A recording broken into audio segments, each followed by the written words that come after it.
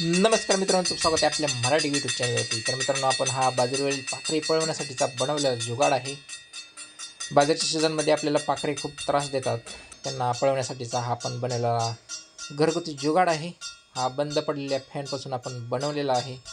आणि हा कसा बनवायचा हे पाहायचं असेल तर नक्की कॉमेंट करा. आपण पुढचा व्हिडिओ यावरती बनवूया. तर इथून पुढे बाजरीचा सीझन चालू होणार आहे. तर पाखरांसाठी आपण हा जुगाड घरगुती अत्यंत साध्या सोप्या पद्धतीनं बनवू शकतो. यासाठी आपण कॉमेंट करा. आपण पुढचा व्हिडिओ यावरती नक्की बनवूया.